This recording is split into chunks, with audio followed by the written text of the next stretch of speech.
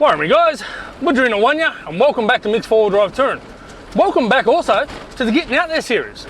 Today in episode 3, we're going to discuss setting up your vehicle. Now, as you should be able to see behind me there, I've got my bed and everything set up in the back of my Pajero. That means that when I'm going solo touring or camping, like I have been over this last couple of days, I can pull up basically anywhere and I'm right. I put my awning out, put my seat out, and that's me for the weekend, or as long as I need to stay. So yeah guys, I'm going to find camp and then I'll sit back and we'll have a bit more of a chat about setting up your vehicle for the sort of touring and exploring of our country that you want to do. Alright guys, talk to you soon.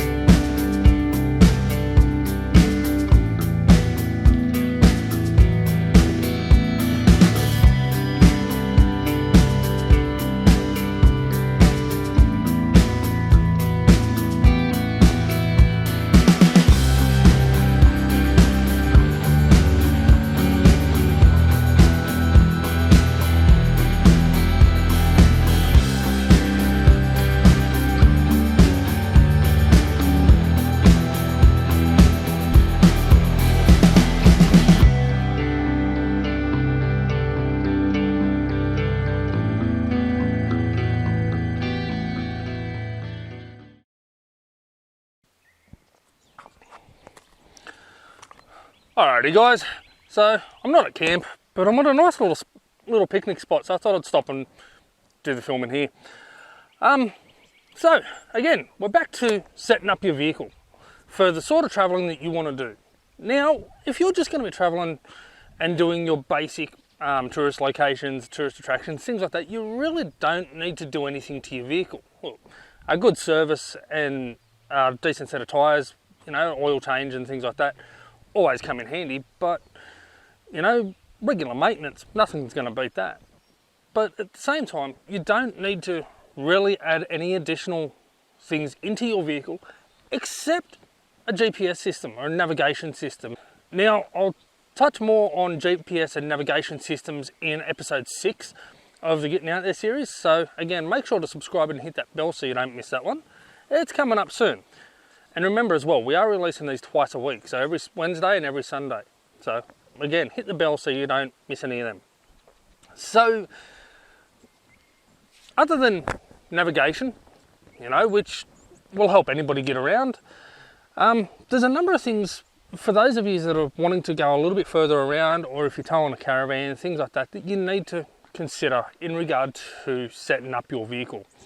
So, first and foremost, I think one of the most important things, especially if you've purchased a 4-wheel drive and you plan to go into the bush, or even if you are going to take a family car into places like the Darkinjung Mountains, is a UHF radio. Now again, I'll get into my top 5 later at a later date, but a UHF radio communications I think is one of the most important things for anybody travelling into bushy areas and things like that, or if you've got a 4-wheel drive, you're going into more remote areas or beaches and whatnot. UHF communications are vital. In areas such as the Darkinjung Mountains, a lot of it is logging zones. Same as Arimba State Forest and things like that. A lot of the area is logging zones, and therefore you've got these massive logging trucks coming at you. And some of those tracks can be really tight and windy. So without UHF communications, there's a chance that you may get pinned up and squashed on one of those tight corners on a steep bend or steep hill.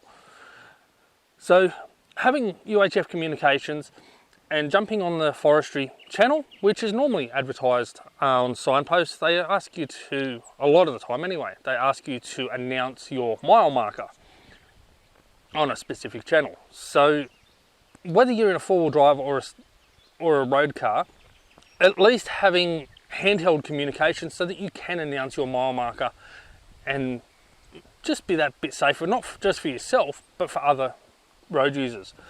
UHF radios can also be very handy when it comes to finding out traffic conditions and things like that further up. But if you travel on a freeway or something, you can log into the truckies and channels and you can have a bit of a listen or even ask a question as to what's going on up ahead if there's a bit of a bank up or things like that. So UHF Communications are very handy.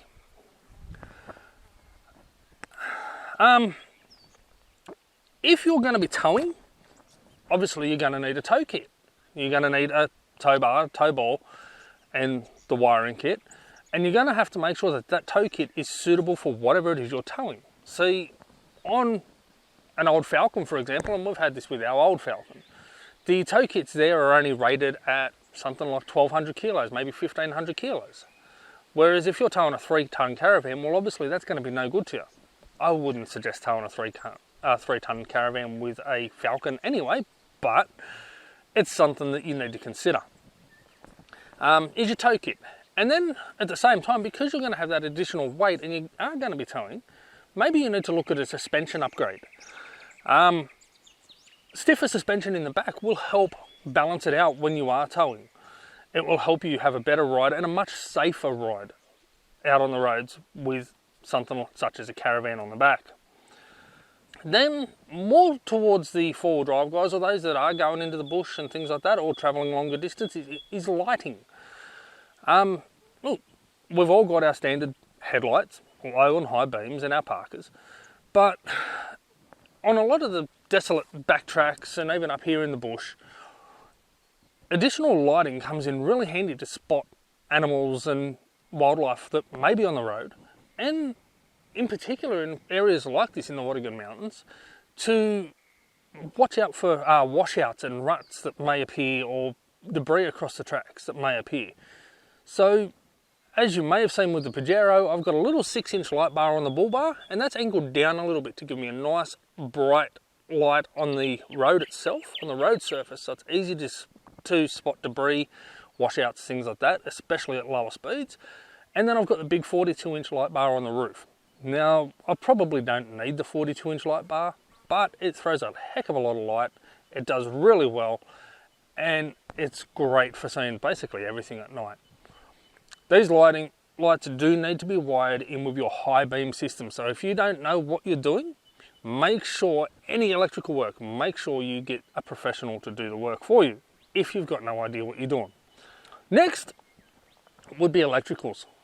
Now in the Pajero, I've got a dual battery system and solar and all that sort of stuff, and I should be getting a bit of charge now from the sun with a solar panel, which would be good. But yeah, I've got my dual battery system, I've got my solar panels and all that sort of thing. And it costs a fair bit to set up, especially if you want to go the lithium option, which is a much better option, but not as affordable. But electricals, you know, do you need to run a fridge in your car? If you're going to be running a fridge in the car, you don't want to run that off your main battery, especially one of the old 3-way fridges that can run on 240 and gas. Those 3-way fridges will quickly drain your crank battery, and you'll find in the morning that you can't start your car, you're stuck. So a dual battery system in a lot of cases is pretty vital if you're going to do a fair bit of travelling. And look, to be honest, I never thought I'd want one, but since installing it in mine, I absolutely love having the fridge, and I love that power on demand. I'm not crazy, I don't run induction cookers and coffee machines and all that sort of thing, but to be able to charge my phones, my cameras and things like that, run lights, run my UHF systems, listen to music, watch a bit of TV or a movie, you know, that dual battery system is absolutely brilliant for things like that. Again, with electricals, you also got to consider things like, again, your lights and your UHF radio systems and things like that. They all need to be powered somehow. UHF systems can by all means be run off your crank battery, your main drive battery, and they can be set up to only power when the ignition of the vehicle is on. This does, however, mean that if you're sitting back at camp and listening to a bit of music, that UHF radio can still be running if you forget to turn it off, and it can help in the reduction or the draining of your main battery. I personally have one set up to run off my crank battery, and that powers up as soon as I start my car, and I have the second one run off my dual battery, my second battery system, and it's all controlled at the front, all wired, fused, and all set up that way so that I can run that sort of lighting off my second battery and not drain the system. I also do run a 12 volt TV at times off the second battery. I don't mind every now and again when I'm out bush like I am at the moment for a couple of nights, lay in bed of a night and watch a movie before I go to sleep, you know. Nothing better than sitting in the middle of the bush watching a slasher film. I don't think that would be popular for a lot of people, but I love it. We've already discussed suspension slightly when it comes to towing, but you also want to think the more weight you're adding to your vehicle, especially in a four-wheel drive, where you might be adding a canopy or drawer systems and fridges and second batteries, bull bars, body protection, all this sort of stuff. Your suspension's also no longer going to be able to cope with that if it's standard suspension. So you need to look at additional weighted suspension, heavier duty suspension, and maybe even a lift like I've done in the Pajero, and most four-wheel drivers do, to be honest, normally go about a 2-inch lift. That 2-inch lift will give you a little bit more ground clearance when you are off-road, although it hasn't helped me today because I've ripped part of my rear bumper off. But having a 2-inch lift does give you that bit of extra clearance. It does give you a little bit more off-road capability, and it can make for a more comfortable ride on corrugations and things like that as well. But once you go adding additional weight, like as I said, your dual battery systems and all that, you do need to look at a suspension upgrade. Even if you're towing with a family car, you may still be needing to look at a suspension upgrade because the standard suspension that comes in those vehicles is not designed to tow or carry loads. With a lot of four-wheel drives, especially the wagons, and a lot of family cars, you might also consider roof racks. Now, this is going to lead you down another rabbit hole. Remember in our last episode we spoke about roof load ratings. This is something you need to take into consideration when purchasing a set of roof racks. Your roof rack manufacturer may tell you that you can hold 300 kilos on their system, but your vehicle manufacturer may only tell you, like the Pajero does, you can only hold 100 kilos. So that 100 kilos is an empty weight. Then you put your roof racks on top, which say 10 kilos for your roof racks. So that comes out of that 100. So now you have 90 kilos. And it keeps going like that. The more you add onto it, obviously the lower it's going to be. And there's normally, especially with four-wheel drives, an off-road load rating, which is technically unsealed roads. It doesn't mean hardcore four-wheel driving. It means any roads that are not paved. So it's something else you need to keep in consideration. But roof racks for solar systems and lights and awnings and things like that, look, they're great. They're great. But I really don't recommend carrying a lot of load up on the roof, especially in a four-wheel drive, because it raises your center of gravity and it makes the vehicle top heavy, which can become more dangerous and more unstable on and off-road. Now, if you're in a wagon or a four-wheel drive or even a lot of family cars, do you want to set up some sort of a drawer system, a storage system in the back of it? Especially if you've got a station wagon like a Falcon, Commodore or something like that, it's a station wagon. Do you want to put storage in the back of it? A lot of people in their 4Bs will actually take all the back seats out of them and make a full storage system in the back there if they don't require the back seats. In my case, I do require the back seats, but I've still custom built a drawer system. So this is something you want to look at. There's a lot of manufacturers these days that do produce great quality drawer systems at a price. Personally, DIY for that sort of thing, I feel is a much better option because it's a heck of a lot cheaper. And from what I've come to find, it actually appears in most cases, they happen to be lighter. So my drawer system weighs around about 40 kilos when empty, if that. A drifter drawer system, for example, who I have contacted in regard to their weight, is about 60 kilos. So it's a considerable difference in weight, and the price difference is very substantial as well. The drifter systems, I believe, are around about $1,500 for my vehicle, and it cost me about $400 to set mine up. So if it probably wasn't even that much, to be honest. I've actually done a video previously in regard to the cost of setting up my Pajero, and the whole vehicle's come up under $10,000, including purchase price. The drawer systems, again, are going to add weight, And that will allow you to carry more stuff neatly, safely, securely. But then we go back to the whole GVM and the suspension issues, that you need to upgrade your suspension and you need to make sure you're not exceeding your GVM. A lot of people, when they purchase roof racks, especially with the four-wheel drives, look for a rooftop tent. Now look, I really don't like rooftop tents. I think they're very overpriced and very overrated and way too heavy to have so high on a vehicle. Your average rooftop tent weighs in at around about 60 kilos. And again, as we were talking about roof load ratings, look, your roof rack might say you can hold 300 kilos on it, but your roof only says 100. And as in the last episode, there's the off-road load rating, which with the Pajero is about 70 kilos. So if I put a 3-pack of roof racks up there, there's about 10 to 12 kilos, and I put a 60 kilo rooftop tent on there, well, I'm already over my off-road roof load rating. So my opinion, rooftop tents are not worth it. I just don't think they are all they're cracked up to be. And then if you're running around and doing a fair bit of stopping and starting and staying here and staying there, or you pull up at camp and then realise you need to go collect firewood, things like that, you've got to pull the tent down and pack it up and do this, and it's just a pain in the backside in my personal opinion. I'd much rather throw out a swag or a small tent, or as I've set up with the Pajero, I sleep inside the vehicle. Your sleeping in shelter with your vehicle is another nice option to think of. Your standard 4x4 or vehicle awnings that you see I have on the side of my Pajero, they're great on a day like today. If you want to get a little bit of shade, pull them out and sit under there and have a bit of something to eat and a drink or whatever it might be, take the family out, things like that. They're great for that little bit of shelter. You can also buy awning tents that are made to sit inside your awnings frame and provide you accommodation and an effective tent inside that awning. So there's another option you might want to think of in regard to shelter and sleeping. Personally, again, I believe these are much better options than rooftop tents. I really don't like rooftop tents.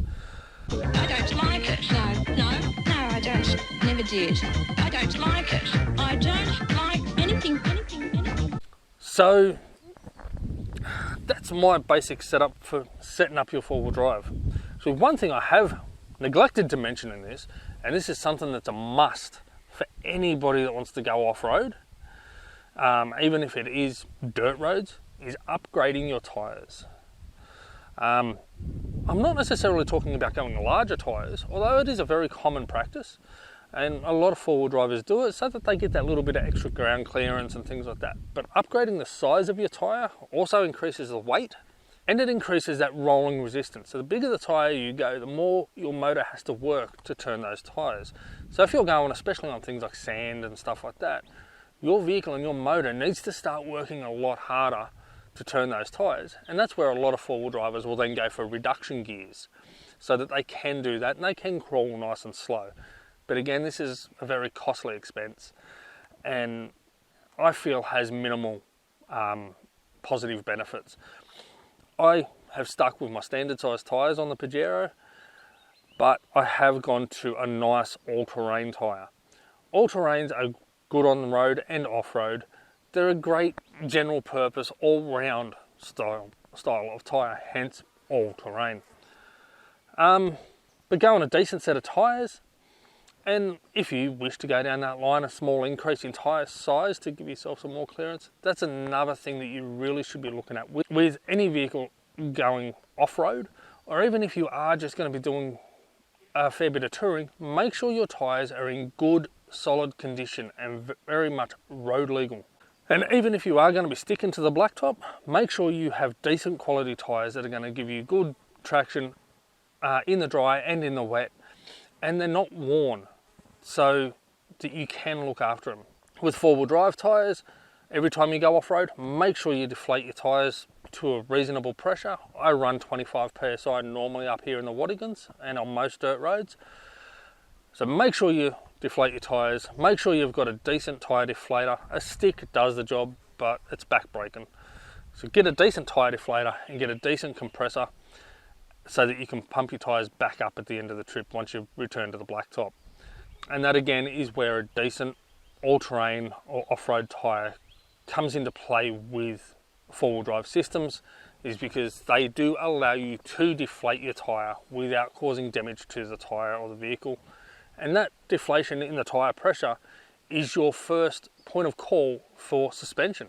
When you roll over a rock, that tyre will flex around the rock and therefore will help reduce a lot of the shock and that through your vehicle. So that's why even on a standard dirt road up here in the Wattigans, it's easy access, I still deflate my tyres to 25 psi, just to help a bit of mechanical sympathy for your vehicle.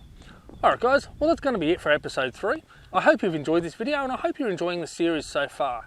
If you haven't already, please remember to subscribe and hit that bell for notifications, because as previously mentioned, we are releasing these videos twice per week. That's every Wednesday and every Sunday for the Getting Out There series. So make sure to hit that bell so that you don't miss any of these. And if you have missed some already, jump over into my playlist and you will see a playlist there for the Getting Out There series, and you will be able to go back and watch previous episodes. Alright guys, take care, peace, and as always, I'll see you on the tracks. Yano!